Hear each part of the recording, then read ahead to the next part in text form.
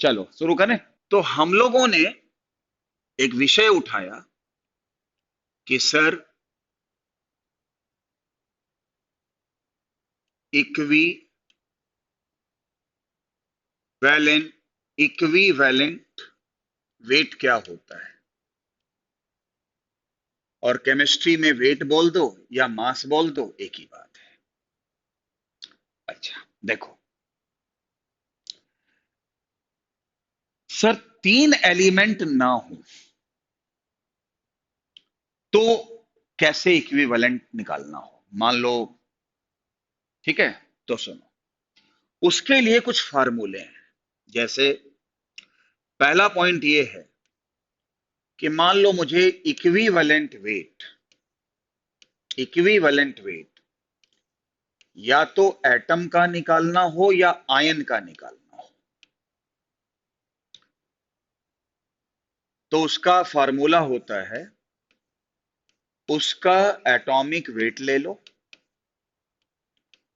और उसके वैलेंसी से डिवाइड कर दो। अब मैं फार्मूले बता रहा हूं। अगर किसी एटम का और आयन का इक्विवेलेंट वेट निकालना हो तो एटॉमिक वेट को वैलेंसी से डिवाइड कर दो। जैसे हमें पता है कि आयरन Fe+2 ऐसे लिखा हुआ है, और मुझसे किसी ने कहा बस ये देकर कि बताओ इसमें इक्विवेलेंट वेट आयरन का क्या है,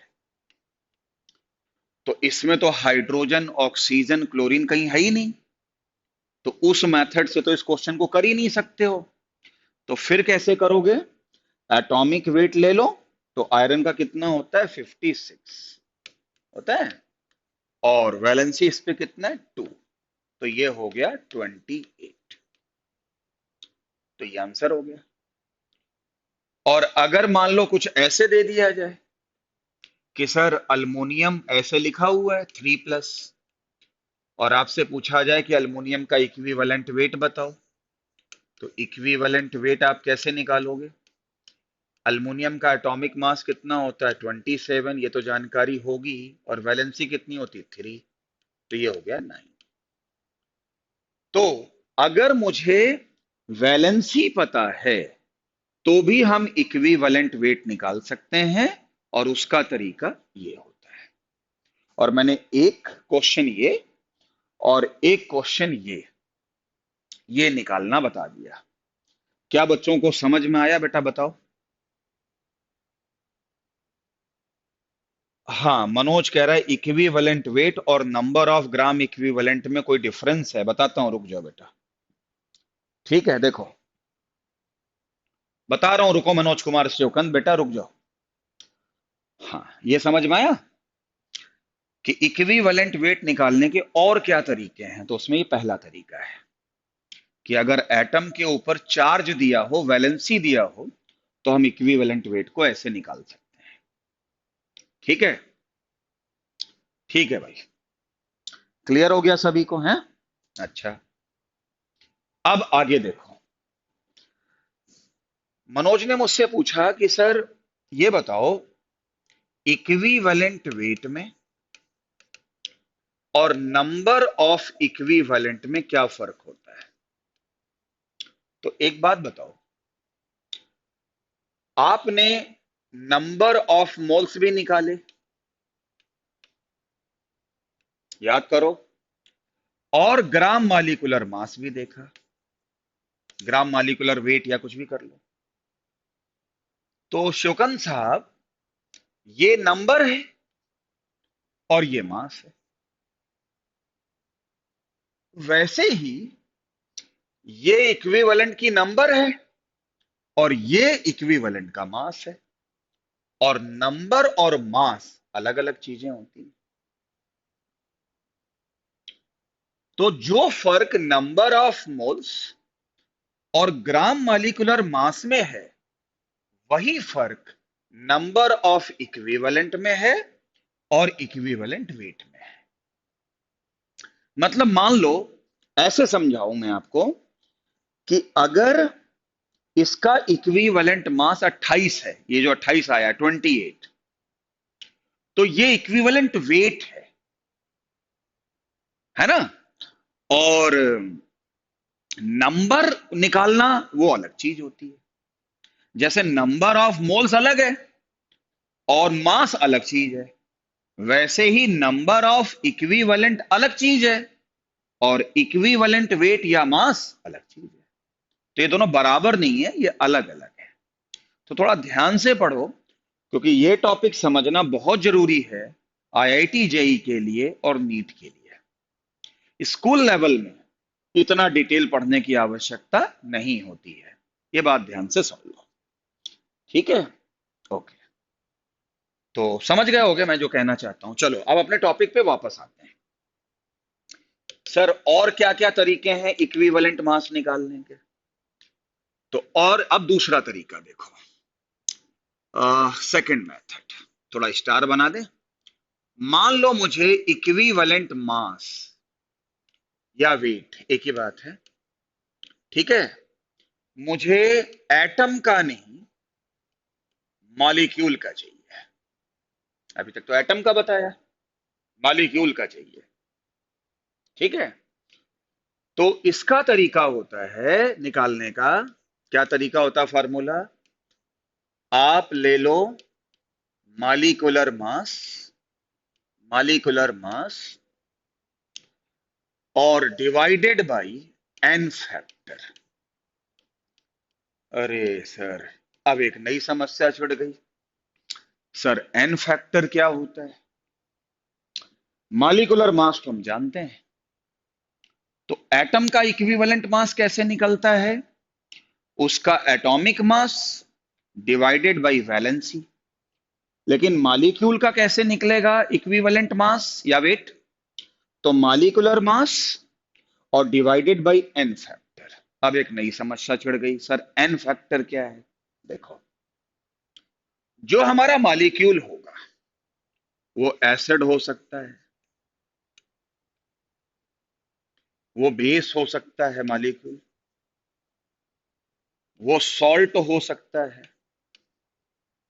ठीक है, और वो ऑक्सीडाइजिंग एजेंट और रिड्यूसिंग एजेंट हो सकता है। वो ऑक्सीडाइजिंग एजेंट हो सकता है और वो रिड्यूसिंग एजेंट हो सकता है। बच्चा जब 10th से 11th में आता है तो उसे एसिड के बारे में जानकारी होती है, बेस के बारे में जानकारी होती है, सॉल्ट के बारे में जानकारी होती है। ऑक्सीडाइजिंग एजेंट और रिड्यूसिंग एजेंट के बारे में बस इतनी जानकारी होती है कि जो दूसरे को ऑक्सीडाइज करे वो ऑक्सीडाइजिंग एजेंट, और दूसरे को जो रिड्यूस करे उसको हम रिड्यूसिंग एजेंट कहते हैं, ठीक है। जो आम बच्चा 10th से पढ़कर 11th में आता है, खासतौर पे जींद में, तो वो इतना ही जानता है बस। क्या पता ये भी ना जानता हो, क्योंकि 10th क्लास में उसके स्कूल के टीचर और जो ट्यूशन के टीचर होते हैं वो बस एनसीईआरटी में जो लिखा है उसको समझा देते हैं, उसको रटा देते हैं, उसको याद करवा देते हैं, बस बात खत्म।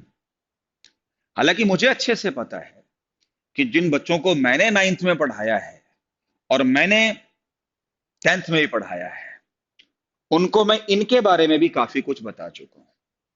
उनको मैंने रिएक्शन को बैलेंस करने के कई तरीके सिखा रखे हैं, और याद करें वो बच्चे चार्ज का मेथड होता है, तो उनको तो काफी कुछ पता है इसके बारे में। लेकिन मुझे सबको साथ में लेके चलना है। जैसे कहते नहीं है, कहते तो हैं कम से कम, करते हो ना हो, सबका साथ सबका विकास।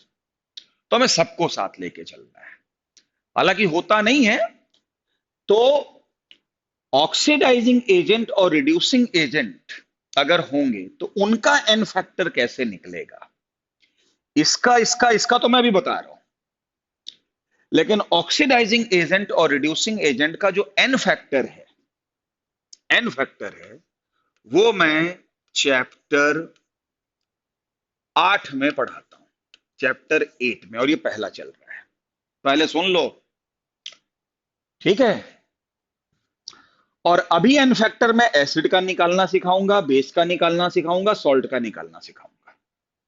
इसका चैप्टर 8 में आएगा। सर आप ये क्यों बता रहे हो 8th में? ऐसा है, हो सकता है कि आप में से कई बच्चे जो ऑनलाइन प्लेटफॉर्म है उसको ज्वाइन किए बैठे हैं, उन्हें जीन से तो कोई मतलब है नहीं, वो तो दिल्ली के हिसाब से पढ़ाएंगे। और दिल्ली का स्टूडेंट इसके बारे में पहले से पढ़ लेता है 9th 10th में, मैं आपको फैक्ट बता रहा हूं। तो उसको समझाओगे तो वो तुरंत समझ जाएगा, लेकिन मुझे जीन के बच्चे पहले पढ़ाने, प्रायोरिटी तो उनकी है। तो मुझे ये भी देखना पड़ता है कि क्या चीज कब पढ़ाई जाए, पहले बताए दे रहा हूं। तो मान लो तुमने वेदांतु या कुछ इस तरह का प्लेटफॉर्म खोल दिया, उन्होंने इस तरह की बात कर ले, यार हमारे मास्टर तुमने बताया ही नहीं, तो आपका मास्टर उनसे ज्यादा बताएगा, लेकिन समय चुनाव मैं करूंगा, और उसके बाद पता लगेगा कि क्या स्थिति है। इसलिए थोड़ा सा धैर्य रखना, पहले जो सिखा रहा हूं पहले वो सीख लो। अब आप में से कई ऐसे बच्चे हैं जिनको मैंने 10th में नहीं पढ़ा रखा, अगर मैंने सबको पढ़ा रखा होता तो मैं इसका भी एन फैक्टर बता देता, और जिनको मैंने पढ़ा रखा उनको पता भी है। समझे भाई? हाँ। तो रवि पंजेठा मेरे को लिख भी रहा है, सर हाँ मुझे पता है, बट मुझे पता है मैंने पढ़ा रखा है, लेकिन मुझे अभी ये देखना है कि मेरे पास जीन का वो बच्चा कौन है जो मेरे से नहीं पढ़ा हुआ है। 10th की बात कर रहा हूं, 9th की बात कर रहा हूं। और इसीलिए सबको याद होगा कि एनटीएससी में जितना पढ़ाया था केमिस्ट्री में, सब आया था, सब आया था, कारण ही यही था। तो भाई अभी ये तो आएगा 8वीं यूनिट में, बताऊंगा, लेकिन आगे बताऊंगा। और कोई बच्चे ने कोई और प्लेटफॉर्म ज्वाइन कर रखा हो, वो यहां दिखाई दे जा रहे, यार उनके टीचर ने तो ये भी बता दिया, तो वो तुम्हारे समझ में नहीं आएगा, लेकिन इसको मैं बाद में बताऊंगा। हाँ, फिलहाल इनकी बात करते हैं, इनका इनफेक्टर कैसे निकलता है। देखो पहले बात करते हैं एसिड का इनफेक्टर कैसे निकलता है। हर एसिड जितने भी नंबर ऑफ H प्लस दे सकता है, एसिड H प्लस देता है, वही उसका एन फैक्टर होता है। जो एसिड जितने H प्लस दे सकता है, वही उस कंपाउंड का एन फैक्टर होता है। जैसे HCl का एन फैक्टर 1 होता है। क्यों? क्योंकि HCl हमें जो है एक H प्लस देता है, पता होगा आपको। H2SO4 इसका एन फैक्टर 2 होता है, क्योंकि ये हमें 2 H प्लस दे सकता है, और जो कंपाउंड जितना H प्लस दे सकता है वो उसका एन फैक्टर होता है। HNO3 इसका एन फैक्टर जो होता है 1 होता है, क्योंकि एक हमें H दे सकता है। आया समझ में? अब मैं आपको कुछ चीजें बताऊंगा, ध्यान से सुनो। S3PO4, S3PO3 और H3PO2, ये 3 कंपाउंड आपको विशेष रूप से याद रखना है। और एक और याद रख सको तो और अच्छी बात है, S3BO3। इनके मैं नाम बता दे रहा हूं। S3PO4 का नाम होता है फास्फोरिक एसिड, नाम याद रखना भाई। S3PO3 का नाम होता है फास्फोरस एसिड। लिखते रहना, लेट के नहीं पढ़ना, नहीं तो आपकी मम्मी की कसम है। तीसरा है S3PO2, हाइपो फास्फोरस एसिड इसका नाम है, हाइपोफास्फोरस एसिड बोलते हैं इसका। S3PO2 का। और S3BO3 को हम कहते हैं बोरिक एसिड। S3BO3 को हम कहते हैं बोरिक एसिड, ये नाम याद रखना। ठीक। अब मेरी एक बात सुनो, हमारे दिमाग में एक चीज बैठ रही होगी कि फार्मूले में जितने H होंगे वही एन फैक्टर होगा। तो HCl में H एक था, इसलिए एन फैक्टर 1 हो गया। H2SO4 में एन फैक्टर 2 हो गया। HNO3 में एन फैक्टर 1 हो गया। तो हमारे दिमाग में क्या आएगा, यहां भी 3 H हैं, यहां भी 3 H हैं, यहां भी 3 H हैं, यहां भी 3 H हैं, तो सबका एन फैक्टर 3 होना चाहिए। नहीं, इसका एन फैक्टर तो 3 होता है, जो कलर बदल देते हैं, इसका तो एन फैक्टर 3 होता है इसका, लेकिन इसका एन फैक्टर जो होता है वो 2 होता है इसका, और इसका जो एन फैक्टर होता है वो 1 होता है। और H3BO3 का भी एन फैक्टर याद रखियो फिलहाल 1 होता है। आप कहोगे क्यों भाई? बेशक इस कंपाउंड के पास में 3 H हैं, ये कंपाउंड तो तीनों H दे सकता है, तो इसलिए इसका एन फैक्टर 3 होगा। लेकिन H3PO3 जो होता है, H3PO3 ध्यान से देखना, इसके फार्मूले में जरूर 3 H हैं, लेकिन ये 2 ही H प्लस दे पाता है, इसलिए इसका एन फैक्टर 2 है। इसके बाद भी फार्मूले में 3 H हैं, लेकिन ये एक ही H प्लस दे पाता है, 2 नहीं दे पाता, इसलिए इसका एन फैक्टर 1 है। और H3BO3 में भी H के पास में 3 H है, लेकिन ये दे पाता है सिर्फ एक, इसलिए इसका एन फैक्टर 1 है। जब ये बात मैं बच्चों को बताता हूं तो आप कहोगे सर ये कैसे पता लगेगा कि किसने कितना H दे सकता है? अभी तक तो दिमाग में यही चलता था कि जो फार्मूले में जितने H रखता है वही उसका एन फैक्टर होता है। और आज आप कह रहे हो कि नहीं भाई, यहां 3 है एन फैक्टर, यहां 2 है। कई टीचर इसको एन फैक्टर कहते हैं, कई टीचर इसको वैलेंसी फैक्टर भी कहते हैं, वो आपकी मर्जी है कि आप उसको क्या कहते हो। मैं तो इसको एन फैक्टर कहता हूं। और आपको पता है कि अगर एन फैक्टर पता होगा तो फिर तो मॉलिक्यूलर मास तो हम निकाल ही लेते हैं, और फिर हम इक्विवेलेंट मास या वेट मॉलिक्यूल का आराम से निकाल लेंगे। ठीक है, अभी मैं क्वेश्चन कराऊंगा, रुक जाओ एक बार, सोचने तो पहले। क्या पता ये वाला टॉपिक कल भी डिस्कस हो, क्या पता ये टॉपिक कल भी डिस्कस हो। तो भाई अब एक बनने विषय आता है कि सर ये कैसे पता लगता है कि इसका एन फैक्टर 2 है, इसका एन फैक्टर 1 है, किसका 2 है। तो बेटा अभी तो पहला चैप्टर पढ़ा रहा हूं, आगे केमिस्ट्री और भी आएगी, केमिकल बॉन्डिंग एक चैप्टर आएगी, उसमें तमाम स्ट्रक्चर पढ़ने को मिलते हैं +1 +2 में। वहां जाके पता लगता है कि इसके पास फार्मूले में 3 H होने के बावजूद भी ये तीनों क्यों नहीं दे पाया। यानी अभी के लिए तो आप इनको याद कर लो कि इनका एन फैक्टर ये होता है। क्यों होता है वो आगे के सिलेबस में पता लगेगा। अब आप कहोगे सर इनको हम याद कैसे करें? देखो, HCl, H2SO4 और HNO3, इनका एन फैक्टर याद करने की जरूरत नहीं है, इन 4 का याद करना है। अच्छा, एक बात सुनो, सबसे पहली बात तो यह है कि H3BO3 क्या होता है। देखो कैसे याद किया जाता है, ऐसे याद किया जाता है, बोरिक एसिड। आपको पता है बोरिक एसिड कहां यूज होता है? कैरम खेलते हो? हाँ खेलते हैं, आजकल तो खेलते हो कि बाहर जाने का तो मौका ही नहीं मिलता है, खेलते हो ना। उसमें एक व्हाइट पाउडर डालते हो, जिसके बाद स्ट्राइकर बड़ा एक नंबर में चलता है, सैट सैट सैट सैट चलता है, याद है पाउडर? वो जो पाउडर होता है वो बोरिक एसिड होता है। तो स्ट्राइकर डालने से एक नंबर का चलता है, तो ये याद कर लो कि बोरिक एसिड का एन फैक्टर 1 होता है, फिलहाल याद कर लो। इसी +1 में किसी एक दिन आपको समझाया जाएगा कि इसका एन फैक्टर 1 क्यों होता है, लेकिन पहले चैप्टर में सब कुछ थोड़ी ना पढ़ाया जाएगा। और जब एनसीईआरटी खोलोगे तो ये सब चीजें तुमको थोड़ी ना मिलेंगी, खोल करके देख लियो। तो सर क्यों पढ़ा रहे हो? आईआईटी जेई के लिए पढ़ा रहा हूं और नीट के लिए पढ़ा रहा हूं, लेकिन सब कुछ तो +1 में नहीं पढ़ा सकता ना, पहले चैप्टर में थोड़ा समय तो दो मेरे को यार। तो बोरिक एसिड का पाउडर यूज करने पर स्ट्राइकर एक नंबर में चलता है, एक नंबर का मतलब खटाखट चलता है। कई बार नुकसान भी हो जाता है, जहां भेजना चाहते हैं वहां चला जाता है ना। तो एक नंबर में चलता है, तो उसका एन फैक्टर 1 हो गया। चलो सर इसका तो याद हो गया। सर इनका कैसे याद करें? फार्मूला थोड़ा थोड़ा अंतर है, इसकी भी एक ट्रिक मैंने बना रखी है, क्योंकि मुझे ये 25 साल से पढ़ा रहा हूं ना, मुझे पता है कि पहली बार में कितनी दिक्कतें होती है याद करने में।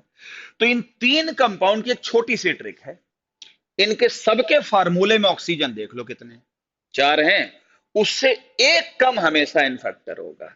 तो कितने ऑक्सीजन है? 4, तो इसका एन फैक्टर 3। कितने ऑक्सीजन है? 3, तो उसका एन फैक्टर कितना हो गया? 2। कितने ऑक्सीजन है? 2, तो इसका एन फैक्टर कितना हो गया? 1। ये याद हो गया। अब मैं आपसे कभी भी 10 दिन के बाद पूछ दूं कि यार S3PO3 में एन फैक्टर क्या होगा, तो आप दिमाग लगाओगे, हाँ यार इनके फार्मूले में तो 3H हैं, लेकिन सर ने बताया था कि इनका एन फैक्टर 3 नहीं होता, कुछ और होता है। तो फार्मूला बताओ, मुझसे कहोगे सर एक बार फिर से फार्मूला बताना। S3PO3, अच्छा 3 ऑक्सीजन है तो 2 एन फैक्टर, जितने ऑक्सीजन है उससे एक कम एन फैक्टर होगा। लेकिन ये ट्रिक सबके लिए नहीं है, बस इन्हीं 3 कंपाउंड्स के लिए है, और ये चीज हमेशा आपको याद रहेगी। ऐसे है। तो एसिड का एन फैक्टर होता है जितने वो H प्लस दे सके। कितने H प्लस दे सके? कई बार जितने H रखता है उतने दे देता है, कई बार नहीं रखता है उतने नहीं दे पाता है। वो आपको याद रखना पड़ेगा, और याद कैसे रखोगे वो मैंने आपको बता दिया है। तो सारे बच्चे पहले बताओ, एसिड, क्या दुनिया में इतने ही एसिड हैं? नहीं, और भी हैं। जैसे कुछ और याद रखो। देखो, एक दो और याद पढ़नी पड़ेगी, वो मैं बता देता हूं। ये है ऑक्सैलिक एसिड, वैसे इसका पूरा फार्मूला ये होता है, ठीक है। तो COOH जो होता है वो एसिड होता है, कार्बोक्सिलिक एसिड, हम 10th में पढ़ते भी थे। और ये H हमें 2 दे सकता है, हमें इससे कोई मतलब नहीं है, हमें इससे मतलब है। तो ऑक्सैलिक एसिड का भी एन फैक्टर कितना होगा? 2 होगा। एक ये याद रख लो। इसके अलावा, ये तो टमाटर में होता है, इसके अलावा CH3COOH है, इसको हम कहते हैं एसिटिक एसिड, ये विनेगर में होता है। तो ये H नहीं मिलता है, लेकिन जो कार्बोक्सिलिक एसिड से H मिलता है वो एन फैक्टर होता है। तो एसिटिक एसिड का एन फैक्टर कितना हो गया? 1 हो गया। बस इतना याद रख लो, और अभी आपका 11th में काम चल जाएगा। जितने भी कार्बोक्सिलिक ग्रुप होते हैं उनका एन फैक्टर 1 होता है। तो आप कहोगे सर इसमें तो इसका एन फैक्टर 2 क्यों बताया? तो इसमें कार्बोक्सिलिक ग्रुप 2 हैं, और आप सब जानते हो कि कार्बोक्सिलिक एसिड कौन होता है? COOH, और वो 2 बार है तो उसका एन फैक्टर भी 2 होगा। तो इतना कुछ समझ लो, कुछ याद कर लो। और अभी फिलहाल हम इक्विवेलेंट मास पढ़ाने जा रहे हैं, हम उस पर फोकस करेंगे। जरा मुझे फटाफट बच्चे बताएं कि मैंने जितना आपको रटवाया, अभी समझाया तो नहीं, लेकिन जितना मैंने रटवाया एसिड का एन फैक्टर, क्या समझ में आया बच्चों को? इसको अच्छी तरीके से घर पे 2-3 बार याद कर लेना। और ज्यादा दिक्कत एसिड में ही आती है, बाकी किसी में दिक्कत नहीं आती, ठीक है?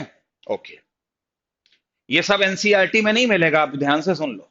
अब आओ, बेस का एन फैक्टर। तो जो मुझे नंबर ऑफ OH माइनस देगा, बेस तो OH माइनस देता है ना, वही उसका एन फैक्टर होगा। तो फिर बताओ, NaOH का एन फैक्टर 1 होता है, इसमें कोई पंगा नहीं है। KOH का एन फैक्टर कितना होता है? 1 है। हो गया। CaOH के होल ट्वाइस में OH कितने? 2, तो इसका भी एन फैक्टर कितना हो गया? 2, ठीक है। और इसी प्रकार से अगर मैं ये कहता हूं कि अगर मैं अल्मोनियम का हाइड्रोक्साइड ले लूं तो इसका मैं एन फैक्टर 3 ले सकता हूं। तो इसमें कोई एक्सेप्शन, कोई खास नहीं है। इसमें तो ज्यादातर जितने OH दिख रहे हैं वही एन फैक्टर से काम चल जाता है। मेन दिक्कत एसिड का ध्यान रखना। अब आओ सॉल्ट में। तो सॉल्ट तो कोई H प्लस और OH माइनस नहीं देते। अब आपको पता है कि सॉल्ट हमेशा न्यूट्रल होते हैं, पता होगा आपको, जितने प्लस होते हैं उतने माइनस होते हैं। तो सॉल्ट का एन फैक्टर क्या है? आइदर पॉजिटिव ले लो और नेगेटिव ले लो, आइदर पॉजिटिव ले लो या नेगेटिव ले लो। मैं बताता हूं कैसे, देखो। NaCl एक सॉल्ट है, मुझसे पूछा जाए इसका एन फैक्टर क्या होगा, तो इसका एन फैक्टर क्या होगा मैं बताता हूं आपको। देखो NaCl, तो ये सॉल्ट है। अब बताओ, Na पे 1 प्लस है और Cl पे 1 माइनस है, तो नेट चार्ज कितना? 0, क्योंकि सॉल्ट हमेशा न्यूट्रल होते हैं, है ना। तो एन फैक्टर या तो प्लस ले लो या माइनस ले लो, क्योंकि दोनों बराबर होते हैं। तो इसमें प्लस कितना है? +1। माइनस कितना? -1। तो कोई भी एक वैल्यू ले लो, चाहे +1 ले लो चाहे -1 ले लो। तो मैं यहां 1 लिखूंगा, लेकिन वहां +1 और -1 नहीं लिखूंगा। इसको हम +1 भी ले सकते हैं, इसको हम माइनस, लेकिन माइनस नहीं लिखते। मतलब, अरे भाई सॉल्ट कोई भी है, न्यूट्रल है। तो जितने प्लस हैं उतने नेगेटिव है, तो या तो प्लस का न्यूमेरिकल ले लो, न्यूमेरिक, या माइनस का ले लो, लेकिन उसमें प्लस माइनस लिखना नहीं है, वही एन फैक्टर है। मैं एक एग्जांपल आपको और देता हूं, जैसे MgCl2 है और मुझे इससे कोई पूछे कि इसका एन फैक्टर बताओ, तो ये सॉल्ट है ये कोई एसिड बेस तो है नहीं। तो Mg का चार्ज कितना है, +2, और एक Cl पे माइनस होता है तो 2 पे 2 माइनस हो गया, तो इसमें पॉजिटिव कितना हुआ, +2, माइनस कितना हुआ, -2, तो +2 -2, तो इसका एन फैक्टर 2 ले लो। या तो प्लस का न्यूमेरिक ले लो या माइनस का ले लो, लेकिन प्लस माइनस नहीं लिखा जाता, बस न्यूमेरिक लिखा जाता है। आ गया समझ में? तो जरा मुझे बताओ AlCl3 का एन फैक्टर क्या होना चाहिए, बता दो भाई, बताओ AlCl3 का एन फैक्टर क्या होना चाहिए, जरा बताना। एक अल्मोनियम 3 आएगा, कैसे? एक अल्मोनियम पे 3 पॉजिटिव, 3 Cl पे 3 माइनस, तो +3 -3, तो न्यूमेरिक लेना होता है कोई एक का, +3 -3, तो 3 ले लिया, बस यही एन फैक्टर, बस सिंपल है। अच्छा मैं यहां लिख दे रहा हूं, बताओ। अच्छा K2SO4 का एन फैक्टर बताओ क्या होगा, K2SO4 का एन फैक्टर बताना, ये भी एक सॉल्ट है। तो सबसे ज्यादा दिक्कत एसिड के एन फैक्टर याद करने में है, बाकी तो आसान है, बोलो। इसीलिए जींद के बच्चों को बड़ा सोच समझ के पढ़ाना पड़ता है, नहीं तो उन्होंने तो बच्चों से एक ही बात कहनी जी, मास्टर का समझ में नहीं आया। अबे तुम्हारी 9th 10th की पढ़ाई गड़बड़ रही है, उसका खामियाजा तुम्हें 10th में थोड़ी ना भुगतना पड़ता, अगले साल पढ़ते हो तब दिक्कत आता, अरे यार ये भी नहीं पढ़ा, ये भी नहीं पढ़ा, ये भी नहीं पढ़ा, जमा लूट लिया ट्यूशन वाले ने, तो लूटे ही जाते हैं और लोग फीस भी ले लेते हैं। तो K2SO4 है, तो K2SO4 का मैंने एन फैक्टर बोला, एक के पे कितना चार्ज होता है, +1, तो 2 के पे कितना हो गया, +2, तो इसका मतलब इस पे अगर +2 है तो ज्यादा दिमाग मत लगाओ, इसमें -2 ही होगा, -3 नहीं हो सकता, और कोई भी एक न्यूमेरिक ले लो, तो इसका एक न्यूमेरिक कोई भी 2 ले लो, बस, तो एन फैक्टर 2 हो गया। अब कई बच्चों ने 4 लिखा है, कई बच्चों ने 1 लिखा है, मैं उनका नाम नहीं लूंगा, वो किंग गलत है, लेकिन वो भी तो पढ़ रहे हैं ना मेरे को, वो भी तो मेरे पास पढ़ रहे हैं ना, और जो मेरे पास 9th 10th पढ़ते थे उनको मैंने एन फैक्टर निकालना सिखा रखा है, पहले से सिखा रखा है। किसी को कुछ 9th में पढ़ाया, किसी को कुछ 10th में पढ़ाया, 2 साल पढ़ाना बहुत होता है भाई, समझे भाई? तो जो बच्चे मेरे को 4 बता रहे हैं, जो बच्चे 1 बता रहे हैं, वो कहीं ना कहीं गलत हैं, और वो अपनी गलती को सुधार लें। अब एक बार थोड़ा सा रिवाइज करा दूं, देखो, इक्विवेलेंट वेट मॉलिक्यूल का कैसे निकलता है, लगता है टॉपिक कल भी जाएगा, कोई नहीं, जाने दो, कोई बात नहीं, लेकिन मॉलिक्यूलर मास को एन फैक्टर से डिवाइड कर दो। सर मॉलिक्यूलर मास तो हम निकाल लेते हैं सब जोड़ जाड़ के, सर एन फैक्टर कैसे निकालोगे, चेक करो कि वो एसिड है कि बेस है कि सॉल्ट है। वैसे एक ऑप्शन और होता है, ऑक्सीडाइजिंग एजेंट, रिड्यूसिंग एजेंट, वो बाद में आएगा, बाद में बता देंगे, ठीक है। तो एसिड का एन फैक्टर क्या होता है, जितने वो H+ दे सकता है, तो कुछ का तो याद है और कुछ का याद करवा दिया।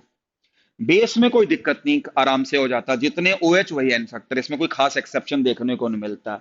सॉल्ट में भी आसान है, जितना सॉल्ट हमेशा न्यूट्रल होता है, तो कोई भी एक न्यूमेरिक ले लो, चाहे प्लस वाला ले लो चाहे माइनस वाला ले लो, वही एन फैक्टर होता है, और एन फैक्टर यहां पुट कर दो, मॉलिक्यूलर मास निकाल दो। अब मैं क्वेश्चन करवा देता हूं जिससे कि आपको थोड़ी सी तसल्ली हो जाए, लेकिन पहले ये बताओ, थ्योरी में कुछ पूछना है, बता तो दो, कल पकौड़े खिलाए थे, थोड़ा बता तो दो, आज तो एनर्जी होनी चाहिए, बोलो, समझ में आया इनफैक्टर, बोलो,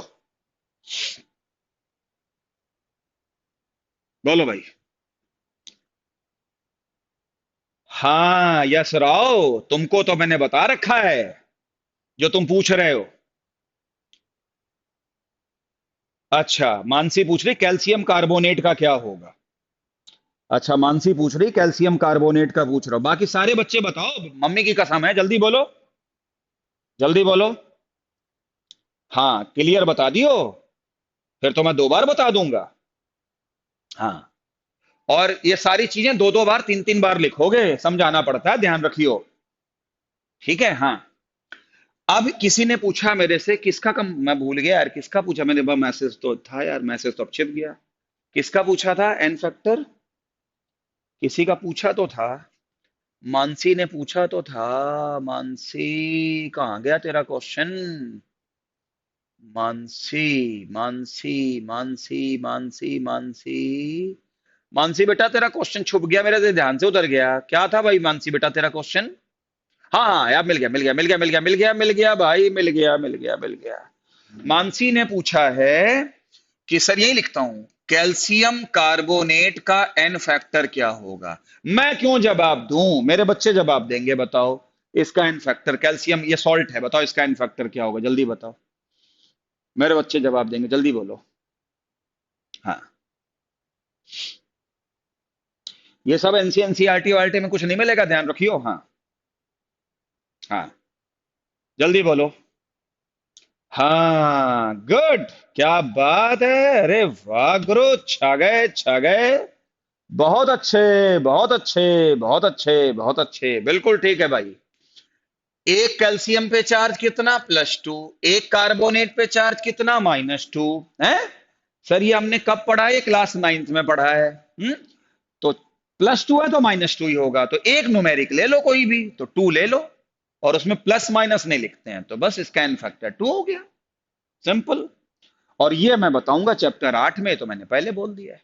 ठीक है, यशराव तुम जो पूछ रहे थे ना, वो इसी के बाद वाला था। ठीक है, तो अभी रुक जाओ बेटा, थोड़ा सा जींद के बच्चों को पढ़ाने दो, दिल्ली वाले बच्चे नहीं पढ़ रहे हैं, रुक जाओ भाई।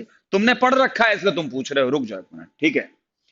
अब इसके बाद में मैं आपको कुछ क्वेश्चन कराता हूं, लिखो। कैलकुलेट इक्विवेलेंट वेट या मास। पहला क्वेश्चन, H2SO4 का बताओ। दूसरा क्वेश्चन, कैल्शियम हाइड्रोक्साइड का बताओ, इक्विवेलेंट मास। तीसरा क्वेश्चन आपका S3PO3 का बताओ। चौथा क्वेश्चन, फोर्थ, अब मैं क्वेश्चन करवा रहा हूं, अब आपको और अच्छे से समझ में आ जाएगा। S3PO4 का बताओ। और पांचवा क्वेश्चन, MgCl2 का बताओ। इन सब का मुझे इक्विवेलेंट मास निकालना है, सब मॉलिक्यूल है। मॉलिक्यूल का इक्विवेलेंट मास कैसे निकलता है? इक्विवेलेंट मास कैसे निकलता है? मॉलिक्यूलर मास वो हमें पता होता है, H2SO4 का याद भी होगा, 98। ये कितने H दे सकता है, 2। इसका एन फैक्टर 2 होता है, तो इसका इक्विवेलेंट मास कितना हो गया, 49। यहां हो, इसका इक्विवेलेंट मास कैसे निकालोगे? इसका मॉलिक्यूलर मास, इसका होता है 40, समझ गए होगे ना, 40, और 16 एक 17 दूनी 34 हो गए। ये तो मॉलिक्यूलर मास हो गया। और ये बेस है, बेस कितने ओएच दे सकता है, 2। तो ये हो गया 74/2, यही आंसर हो गया, इसको सॉल्व कर लेना। S3PO4 में, S3PO3 में इक्विवेलेंट मास, इसका मॉलिक्यूलर मास कितना होगा, 3H, तो 3। एक फास्फोरस का एटॉमिक मास कितना होता है, 31। ये दिया होगा, चिंता ना करो। एक ऑक्सीजन का 16, तो 3 का 48। 48 और 3 51, और 31 2 और 8 82। तो इसका मतलब 82 डिवाइडेड बाई इसका एन फैक्टर। अब फार्मूले में तो 3 है। अब बच्चे कहेंगे सर ने इसकी ट्रिक बताई थी, फार्मूले में कितने ऑक्सीजन है, 3, उससे एक कम, तो इसका मतलब 2 से डिवाइड कर दो, तो कितना हो जाएगा, 41।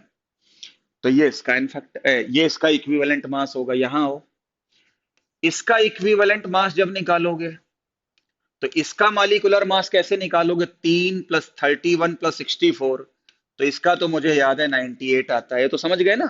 और इसका इन फैक्टर 4 ऑक्सीजन है, उससे एक कम, यानी 3 हो गया, ये आंसर हो गया।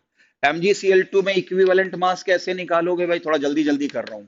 Mg का कितना हो गया, 24, और Cl2 का हो गया 71, और इस पे एन फैक्टर कितना हो जाएगा, +2 -2, तो कोई भी एक न्यूमेरिक लेना होता है, 2। तो 4 1 5 7 2 9, यानी 95/2, इसको सॉल्व कर लेना, ये आंसर हो जाएगा। तो सारे बच्चे पहले ये बताओ, क्या ये जो मैंने 5 क्वेश्चन या 6 क्वेश्चन कहे, 5 हैं, ये मैंने फटाफट कर दिए, पहले बताओ, समझ में आया आपको? बताओ, थोड़ा जल्दी में कर दिया, जल्दी बताओ, हाँ या ना में रिस्पॉन्स करो। हाँ भाई, जिन बच्चों ने 9 10th में सिर्फ एनसीईआरटी पढ़ी है, सिर्फ एनसीईआरटी, आईसीएससी बोर्ड वाले तो फिर भी काफी पढ़ के आ रहे होते हैं। क्या उनको ये चीज समझ में आई? बोलो बेटा, जल्दी बोलो। आ गया ना? और ना समझ में आया तो पूछ लियो, कल पूछ लियो, क्या बात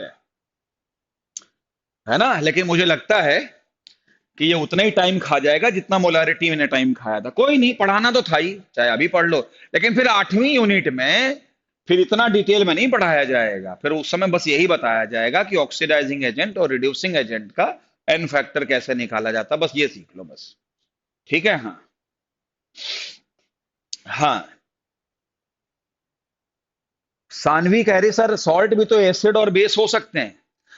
हाँ बेटा सानवी, अगर सॉल्ट एसिड की तरह काम करते हैं तो H प्लस देखो, फिर सॉल्ट मत देखो, फिर H प्लस देखो।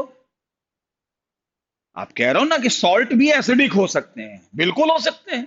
तो फिर उनको सॉल्ट मत मानो, उनको एसिड मानो। और एसिड क्या देता है? H plus. जितने दे सकता है वो उसका एन फैक्टर होगा, और एन फैक्टर पता है तो फिर तो इक्विवेलेंट मास आ ही जाएगा। चलिए, इस क्वेश्चन को करने के बाद में थोड़े से और क्वेश्चन करते हैं, और आपको सरप्राइज होगा कि ये क्वेश्चन में से कुछ क्वेश्चन एडवांस में आ चुके हैं।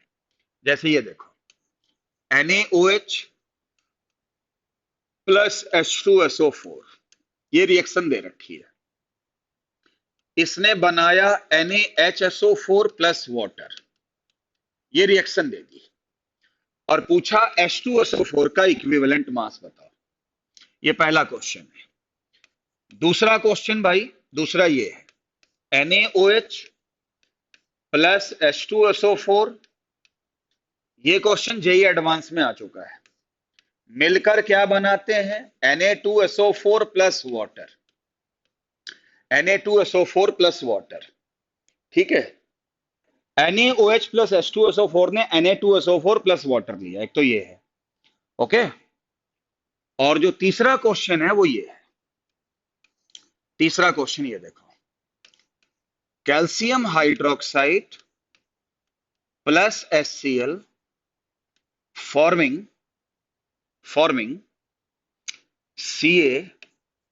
CaOHCl प्लस वाटर, ये रिएक्शन लिखो, और इसमें आपको इसका इक्विवेलेंट मास निकालना, जिसको मैंने अंडरलाइन कर दिया है।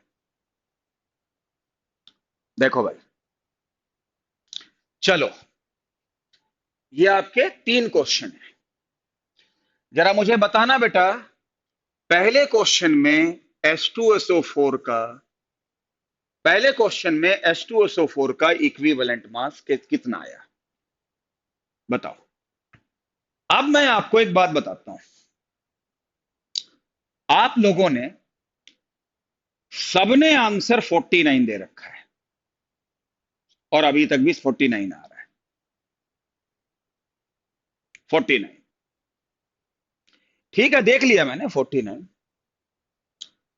इसमें कृष्णम का आंसर जो है वो जो दिख रहा है, और जो रवि पंजेठा दिखा रहा है वो थोड़ा अलग है। तो एक कृष्णम भाई साहब जो हैं वो थोड़ा सा एक अलग आंसर दे रहे हैं, नहीं तो सब लोग आंसर जो है 49 दे रहा है। आराम से सुनना बेटा, देखो क्या होगा। इक्विवेलेंट मास क्या होता है? इक्विवेलेंट मास इक्वल टू होता है molecular mass upon n factor. Molecular mass H2SO4 का हम सब जानते हैं, एन फैक्टर, जितने वो H दे सकता है। सबने यहां 2 लिख दिया, और तभी 49 आया। लेकिन तुमने ध्यान दिया कि ये पूरी रिएक्शन क्यों दे रखी है? इसकी जरूरत क्या है? हम तो सीधे सीधे H2SO4 का पूछ लेते। तो आप H2SO4 का मॉलिक्यूलर मास 98 लिखते और एन फैक्टर 2 लिख देते। सही बोला मैंने? लेकिन इस रिएक्शन में जो दे रखा है उस पे आपने ध्यान ही नहीं दिया। एक बात बताओ, मैं एसिड हूं, मैं H2SO4, मैं 2H दे सकता हूं, तो मैं 3H नहीं दे सकता क्योंकि मेरे में ही नहीं 3। लेकिन मैं 1H तो दे सकता हूं, मेरी मर्जी है, मैं 2 ना भी दूं, यह भी तो हो सकता है। कि मैं एक ही दूं, बेशक मेरे पास दो, नहीं भाई अभी खाली नहीं, दो नहीं एक ले जाओ, ऐसा भी तो होता है। और मैं दो भी दे सकता हूं लेकिन मैं तीन नहीं दे सकता हूं। तो सर पता कैसे लगेगा? देखो, आप जरा ध्यान से देखो, H2SO4 में कितने H देने के लिए हैं? दो। NaOH के साथ में रिएक्शन हुई और इसने ये प्रोडक्ट बनाया, तो Na कहां से आया? NaOH से। तो इसका तो पूरा पूरा OH चला गया और Na बचा। लेकिन H2SO4 में साथ में क्या लिखा मिला, जरा देखना, HSO4। इसका मतलब क्या हुआ? क्या इसने दोनों H इसको दे दिए? नहीं, एक H अभी उसने अभी रखा है, देखो अपने पास। ये दो H दे सकता है लेकिन दिया नहीं उसने रिएक्शन में, एक रख लिया। तो N फैक्टर क्या होता है? वो जितने H प्लस दे सकता है। तो इस बार तो उसने दो दिए ही नहीं, इस बार तो उसने एक ही दिया H प्लस। तो इस बार N फैक्टर 1 लोगे और इसका आंसर 49 नहीं 98 होगा। अब आप कहोगे सर ये कौन सी बात हुई, ये कौन सी बात हुई? पीछे तो आप H2SO4 का N फैक्टर 2 दे रहे थे, अभी कराया भी था आपने।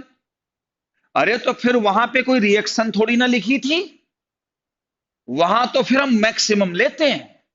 लेकिन अगर रिएक्शन दे रखी है तो आप चेक करो कि कहीं ऐसा तो नहीं कि जो दो दे सकता है उसने दो ना दिया हो, एक जेब में छुपा लिया हो और एक ही दिया हो। तो सर पता कैसे लगेगा? रिएक्शन से पता लगेगा। जरा नेक्स्ट क्वेश्चन में आओ। नेक्स्ट क्वेश्चन में मुझे H2SO4 का इक्विवेलेंट मास निकालना था। तो अगर H2SO4 का इक्विवेलेंट मास निकालना था और H2SO4 का निकालना था तो इसका मोलर मास कितना? 98, वो तो रट गया। अब कितने H दे सकता है? दो। अब रिएक्शन दे रखी है, तो यहां पे देखो Na कहां से आया? इससे। SO4 किससे आया? इससे। क्या अब भी SO4 ने H रखा है? नहीं, अब तो सारे दे दिए, क्योंकि रखा होता तो यहां दिखाई देता है। इसका मतलब यहां दोनों दे दिए, तो इस केस में N फैक्टर 2 लो और ये वैल्यू कितनी आएगी? 49 आएगी। और अगर अकेला H2SO4 लिखा हो, कोई रिएक्शन ना दे रखी हो, फिर तो N फैक्टर हमेशा मैक्सिमम देते हैं। इसका मतलब ये हुआ कि जिसका N फैक्टर 2 है उसका 2 भी हो सकता है और 1 भी हो सकता है, लेकिन उसका 3 नहीं हो सकता, क्योंकि उसके पास उससे कम तो देने की संभावना है, उससे ज्यादा नहीं दे सकता। आ गई होगी मेरी बात समझ में कि मैं क्या समझाने की कोशिश कर रहा हूं, है ना भाई? और तो सर पता कैसे लगेगा? अगर रिएक्शन नहीं दे रखी है फिर तो पूरा ले लो, मैक्सिमम ले लो। और अगर रिएक्शन दे रखी है फिर तो देखना पड़ेगा। अब जैसे H3PO4 है, उसका N फैक्टर कितना है? 3 है। तो जहां 3 है वहां 2 भी हो सकता है और वहां 1 भी हो सकता है, लेकिन वहां 4 नहीं हो सकता। अकेला दिया है, कोई रिएक्शन नहीं दे रखी है, फिर तो मैक्सिमम लो। और अगर रिएक्शन दे रखी है फिर तो देखना पड़ेगा कि 3 दिए भी कि नहीं दिए, कहीं 2 तो नहीं दिए, कहीं 1 तो नहीं दिया, तो वो देखना पड़ेगा। अब जैसे ये देखो, इसका मुझे इक्विवेलेंट मास पूछा है, ठीक है? इक्विवेलेंट मास कैसे निकलता है? मोलर मास यानी मॉलिक्यूलर मास 40 और 34 74 अपॉन क्या होता है? N factor. कितने OH देने? बेस है ना ये, तो कितने बेस दे सकता? OH 2। अब दिमाग में आ गया कि यार जिसका 2 है और रिएक्शन दे रखी है, एक बार देख तो लो कि 2 उसने दिए भी कि नहीं। देखो अभी भी उसने एक रख लिया। इस कैल्शियम के पास में 2 H, 2 OH है सॉरी, और अभी भी एक रख लिया, तो एक ही तो दिया। तो इसका एन फैक्टर क्या 2 लोगे? नहीं, 1 लोगे और 1 से डिवाइड करोगे और इसका इक्विवेलेंट मास 74 होगा। ध्यान से देखो। और अगर मान लो मेरे को ये ना दिया होता, इसकी जगह पे CaCl2 दिया होता, तो इसका मतलब इस कैल्शियम के पास में कितने OH थे? 2। इस कैल्शियम के पास में कितने OH हैं? एक भी नहीं। इसका मतलब दोनों दे दिए, तो उस केस में हम 74 के नीचे 2 लिखते हैं। तो बेटा जेई एडवांस में ऐसे ही क्वेश्चन थोड़ी ना आ रहा था ये कि सारे बच्चे 49 49 लिख दो। तो बेटा बहुत समझदारी के साथ, धैर्य के साथ चीजों को सीखना है और जल्दबाजी नहीं करना है कि बस एन फैक्टर 2 है तो 2 ही होगा। हाँ 3 नहीं हो सकता, लेकिन 1 तो हो सकता है, वो रिएक्शन से पता लगेगा। क्या बच्चों को इतने क्वेश्चन के थ्रू मेरी बात जो मैं समझाने की कोशिश कर रहा हूं वो समझ में आया? तो क्या बच्चों को इक्विवेलेंट मास तो ये आ गया समझ में, है ना?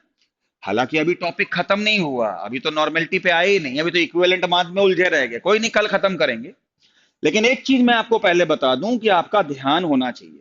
और अगर मान लो क्वेश्चन ऐसे होता कि भैया H3PO4 है, बताओ इसका इक्विवेलेंट मास क्या होगा, जैसा मैंने कराया था। तो इसका मोलर मास कितना था? 98। अब एन फैक्टर यहां 3 भी है, तो आपके दिमाग में आ गया यार 3 भी हो सकता है, 2 भी हो सकता है, 1 भी हो सकता है, लेकिन रिएक्शन तो नहीं दी ना। तो मैक्सिमम लो, और मैक्सिमम कितना होगा? 3। लेकिन मान लो ऐसा कोई क्वेश्चन आ जाए, NaOH, देख लो, आप समझ लो अच्छी तरीके से, और H3PO4 है, ठीक है, और इस तरीके से मिलके बनाते हैं मान लो Na2HPO4, और साथ में कुछ वाटर दे दिया, ऐसे लिख दिया, और इसका मुझे इक्विवेलेंट मास निकालना है। तो मैं आपसे एक सवाल पूछ रहा हूं, मॉलिक्यूलर मास तो 98 होगा, एन फैक्टर क्या लोगे? 3 लोगे या क्या लोगे बताओ? और इस रिएक्शन को देखकर बताओ, बताओ एन फैक्टर क्या लोगे H3PO4 का? अगर आंसर सही दे दिया फिर तो मैं समझ जाऊंगा आपको समझ में आ गई बात, और नहीं तो गड़बड़ हो गई फिर तो। बोलो भाई, बोलो, एन फैक्टर क्या लोगे? जल्दी बोलो। अभी भी गलतियां हो रही, कोई 2 बता रहा है, कोई 1 बता रहा है। हालांकि ज्यादातर बच्चों का सही है, लेकिन अभी भी 1 भी बता रहे हैं। ओ भाई, पहले ये देखो कहां गलती हो रही है। H3PO4 का मैक्सिमम एन फैक्टर कितना है? 3 बताया था। राइट हैंड साइड में PO4 के साथ में कितने एच लिखे? 1। ये कितने एच दे सकता था? 3। कितने एच ऑलरेडी रखे हैं इसने? 1। 1 रखा है ना? तो इसने ये बनाने में कितने एच दे दिए? तो 3 एच दिख रहा है इधर, और यहां 1 एच दिख रहा है। इसका मतलब इस कंपाउंड ने ये बनाने में 2 एच दे दिए, और जितने दे दिए एक्चुअल में वही एन फैक्टर होता है, इसलिए इसका एन फैक्टर 2। बच्चे 1 पता कैसे लिख रहे होंगे? वो ये वाला एच देख रहे होंगे। अरे मुझे इसका एन फैक्टर थोड़ी ना चाहिए, मुझे एन फैक्टर तो इसका चाहिए, इसका। समझ में आ रहा है? तो इसका एन फैक्टर अगर मुझे 3 हो सकता है मैक्सिमम, तो ये बनाने में इस कंपाउंड ने कितने एच रख लिए? या तो रख लिए 1, तो और थे कितने? 3, तो दे कितने दिए? 2, और जितने दे दिए वो एन फैक्टर होता है। इसलिए कई बच्चों ने इसका आंसर तो ठीक बताया, लेकिन कई बच्चे 1 बता रहे थे। वो क्या गलत था अब समझ में आया? ये जो बना है इसका एन फैक्टर नहीं चाहिए, इसका चाहिए। कितने एच हैं इसके पास देने को? 3 मैक्सिमम। क्या ये बनाने, ये चीज इसी ने तो बनाई है इसके साथ मिलके, तो इसने इसको बनाने में कितने एच दे दिए इसको बनाने में? तो अभी इसके पास 1 दिख रहे हैं और 3 थे, तो इसका मतलब 2 दे के उसने बनाया है, तो फिर एन फैक्टर 2 हो गया। अब आया समझ में? बोलो बेटा, इसके एन 3 देने को थे, इसने बनाने में 1 रख लिए, 1 है यहां पे, तो इसको यहां आने में कितने एच देने पड़े होंगे? 2। 2 इसको मिले होंगे, उसने कुछ और बना लिया होगा, तो इसका एन फैक्टर 2 हो गया। बोलो, एक चीज और सुनो पहले, एक चीज और सुनो पहले, रुको। एक छोटा सा सवाल और बताओ, बताना बेटा मेरे को। जैसे मान लो थोड़ी देर के लिए अगर मैं ये कहता हूं कि H3PO4 है, हाँ बेटा इधर देखो, अगर मैं मान लेता हूं कि यहां KOH है, NaOH की जगह, फर्क नहीं पड़ता, वो तो एक ही बात है, और इस जगह पे H3PO4 है, और मैं यहां पे बना दूं KH2PO4 प्लस वाटर। अब बताना, अब गलती नहीं होनी चाहिए। बताओ इस कंपाउंड का सिर्फ बता दो एन फैक्टर क्या होगा। अगर अब सही बता दिया तो सही है, बताओ जल्दी बताओ। जल्दी बोलो जल्दी बोलो। थोड़ा सा 2-4 मिनट फालतू पढ़ा रहा हूं, लेकिन एक बार टॉपिक तो कंप्लीट हो जाए ना, सेटिस्फेक्शन। जल्दी बोलो। अब गलती नहीं होनी चाहिए। बाकी इसको अच्छे से रिवाइज कर ला। हाँ, अरे वाह, अब बनी बात, अब आया समझ में बच्चों को। हाँ, गुड। कमाल हो गया भाई, कमाल हो गया, अब सबका सही है भाई। अब है सबका सही, वाह। क्या बात है भाई, बिल्कुल ठीक, बिल्कुल बिल्कुल बिल्कुल, जमा सबका सही है। अब तो मुझे समझाना ही नहीं है, एन फैक्टर 1 होगा। अब समझाना क्या, जब सबका सही है तो फिर अब आया समझ में सबको। ये छोटी छोटी चीजें इसी जेई में पूछी जाती हैं, नीट में पूछी जाती हैं, स्कूल में नहीं पढ़ाया जाता है। और एक बच्ची बहुत देर से कह रही है कि सर मोहर सॉल्ट का एन फैक्टर क्या होगा। चलो मैं बता देता हूं, अभी हमने इसको मोहर सॉल्ट, कईयों को तो इसका फार्मूला ही नहीं पता होगा। ये होता है ferrous ammonium sulphate, FeSO4, NH4 का होल ट्वाइस SO4 और डॉट का 6H2O। एक बार बच्चा बहुत देर से पूछ रहा, उसकी भी जिज्ञासा शांत कर दूं, उसके बाद फिर कल मिलेंगे, ठीक है। और कल फिर नॉर्मेलिटी अच्छे से क्लियर हो जाएगी। और सुनो, जिन जिन बच्चों को भी DPP 3 और 4 में जो डाउट है, वो मेरे पास पहले मैसेज भेज देना, जिससे कि मैं कल क्लास में आके डिस्कस कर सकूं, ठीक है बेटा। तो एक अंतिम बात बता दूं, उसके बाद लेक्चर खत्म करेंगे। एक बच्ची बार बार पूछ रही है कि मोहर सॉल्ट का एन फैक्टर क्या होगा। तो सॉल्ट तो कोई भी होता है, प्लस माइनस गिन लो, बस सीधी बात है। बताओ, फेरस पे चार्ज कितना, +2। सल्फेट पे चार्ज कितना, -2। सॉरी, हाँ सल्फेट पे -2, ठीक है। एक अमोनियम पे चार्ज कितना, +1। तो दो अमोनियम पे +2, एक सल्फेट पे -2। वाटर काउंट करते नहीं। एक बच्चे ने पूछा भी नहीं ना, वाटर का इनफैक्टर, वाटर वाटर का इनफैक्टर नहीं काउंट किया जाता, या तो एसिड का करते हैं, या बेस का करते हैं, या सॉल्ट का करते हैं, या ऑक्सीडाइजिंग एजेंट और रिड्यूसिंग एजेंट का करते हैं। आमतौर पे सॉल्वेंट का नहीं करते, और वाटर सॉल्वेंट होता है। एक बच्चे ने मेरे को मैसेज टाइप किया है कि सर वाटर का इनफैक्टर क्या होगा, तो मैं बताने लग रहा हूं, ठीक है। बस ये अंतिम बात है।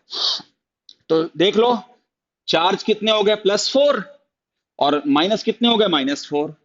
तो इस पे नेट चार्ज प्लस का भी +4 और -4। तो कोई एक न्यूमेरिक लेना होता है, तो एन फैक्टर कितना हो जाएगा, 4। इस सॉल्ट को हम मोहर सॉल्ट कहते हैं। इस तरह से कई केमिकल आपको मैं +1 +2 में पढ़ाऊंगा। लेकिन एक बच्ची ने पता नहीं कहां से क्वेश्चन नोट कर रखा, वो बार बार लिखे जा रही है कि सर एन मोहर सॉल्ट का एन फैक्टर क्या। अब नहीं बताऊंगा तो उनको लगेगा मास्टर को आता नहीं है। अरे बेटा, मेरे को सब आता है, लेकिन मुझे पढ़ाना कब है ये मैं डिसाइड करता हूं। पूछ लो दुनिया की किसी भी क्वेश्चन से, कोई भी क्वेश्चन कहीं से भी पूछ लो और बोलो, लेकिन पढ़ा लेने दो पहले। अभी तो समय कितना हुआ पढ़ाते हुए। हाँ, तो थोड़ा सा वेट करो, धैर्य रखो, चीजें धीरे धीरे आएंगी, है ना। पहले जो समझा रहे हैं उस पर फोकस करो, वो इंपॉर्टेंट है। छोटी मोटी बातें तो आ जाएंगी, लेकिन वो बार बार लिखे जा रही, बार बार लिखे जा रही है। मैं यार बता देने तो बाद में कहेंगे मास्टर को आता ही नहीं, तो इससे अच्छा है भाई पहले बता दो, है ना। ये है। तो ये मोहर सॉल्ट का फार्मूला होता है, इसका पूरा नाम होता है फेरस अमोनियम सल्फेट। और सॉल्ट कोई भी हो, टोटल प्लस टोटल माइनस लेके न्यूमेरिक ले लो, कोई एक वैल्यू, बस वही सिंपल सा कॉन्सेप्ट है। आज थोड़ा 10 मिनट फालतू पढ़ा दिया, लेकिन टॉपिक ही इतना जोरदार था कि मन इतना लग रहा था पढ़ाने का। तो क्या बच्चों को समझ में आया कि नहीं आया, ये इंपॉर्टेंट है। और बाकी तो कल अच्छे से पूरा और समझ में आ जाएगा। देख लो कितने टॉपिक टाइम ले रहा है, लेकिन हाँ, ये जिंदगी भर चीजें काम आने वाली हैं। कल मिलेंगे सेम टाइम पर। पहले बोलो बेटा, रिस्पॉन्स समझ में आया सभी को, है। अच्छा, मेरा नंबर नहीं पता, लो नंबर लो, व्हाट्सएप नंबर लो, 9355133784। अपना मैसेज भेज देना कि सर हमें ये DPP में क्वेश्चन है, मैं कल डिस्कस कर लूंगा। जल्दी बताओ, ठीक है भाई। हाँ, अच्छे से रिवाइज करना, हाँ। और ये सब NCERT में नहीं मिलेगा अपनी कॉपी में। हाँ हाँ, भेज दिया बेटा, नंबर ले लो, 9355133784। ठीक भाई। और इस लेक्चर को दोबारा पढ़ लेना अगर समझ में ना आए तो। हाँ, बिल्कुल ठीक है भाई। राज, पारुल, वंशिका, माधव, मिड्डा भाई। हाँ, हाँ जी Ravi sir, normality equal to molarity into n factor. नहीं नहीं नहीं नहीं रवि पंजेटा, कल बात करेंगे, अभी जल्दबाजी नहीं। ठीक है, हाँ कल बात करेंगे। हाँ ठीक है, ओके ओके ओके।